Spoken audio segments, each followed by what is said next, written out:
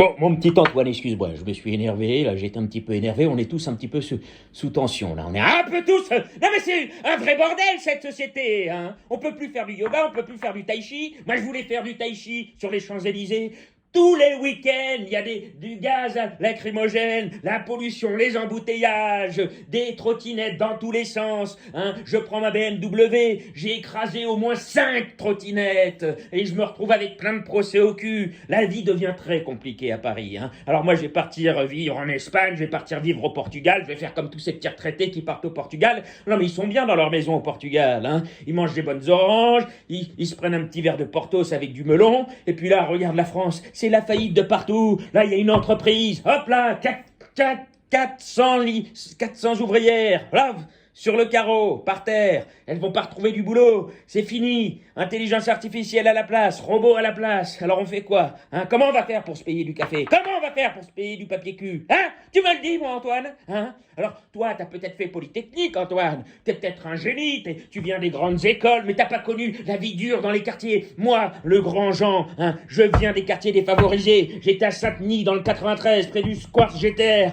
Hein? J'en ai vu des gamins faire bah oui, parce qu'ils faisaient des concours avec leur scooter. C'était celui qui levait la roue le plus haut. Hein? J'en ai vu des gens qui étaient perdus dans la misère, dans des studios de 12 mètres carrés. Ils étaient 18 à vivre dans un 12 mètres carrés. Alors toi, Antoine, t'as de la chance, t'es un petit bourgeois, tu vis à Meudon, avenue du Château, dans une grande maison, ton papa a une Rolls-Royce, la vie est belle, hein. Hein, vraiment, mais t'es une véritable feignasse, hein, je vais te le dire. Tu es une véritable feignasse, il va falloir travailler, là. Hein, on a besoin d'impôts, là, on a besoin de remplir les caisses, hein. Il y a des dettes, 2000 milliards de dettes, comment on va faire pour rembourser? Tu crois que les enfants qui sont à l'école, à la maternelle, ils vont pouvoir rembourser si on leur donne pas des cours de code, si on leur donne pas des cours d'informatique, d'intelligence artificielle? On va faire comment pour se sauver, là? On est dans la merde, hein. On est vraiment dans la merde, mais alors là, jusqu'au cou, jusqu'au plafond, jusqu'à la tour Eiffel, là.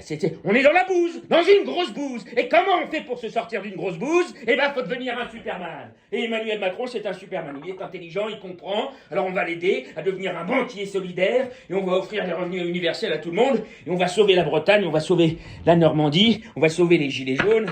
Et puis moi, je vais lire ce livre de Marine Gings Clark. Ça fait 6 mois, 6 mois que j'espère me mettre sur un petit transat aux Champs-Élysées pour pouvoir lire mon Marine Gings Clark. Je n'ai pas pu le faire parce que tout le monde se casse la gueule. Le CRS se prend un extincteur dans la gueule, le gilet jaune se prend une balle de pétanque dans la tronche. Non, il y a un LTB ou je sais pas quoi, un truc dans... Enfin voilà, hein. Soyons polis, soyons respectueux, ne soyons pas des barbares, ne soyons pas des êtres humains violents, soyons des êtres humains avec une intelligence. Faisons comme Williams qui est un humaniste, qui donne des milliards pour sauver les Africains qui sont perdus dans la misère. Hein. Faut être une chic fille, faut pas être une salope comme ces pétasses de la télé-réalité. Hein. Mais si les enfants n'ont plus d'éducation, comment on va faire pour s'en sortir? Voilà, tout se casse la gueule, le théâtre est en train de prendre feu, la maison brûle, comme l'avait dit Chirac. Si on avait écouté Chirac, on serait pas dans ce bordel. Et personne ne l'a écouté, personne n'écoute la petite Greta. Hein. On va se retrouver tous au chômage.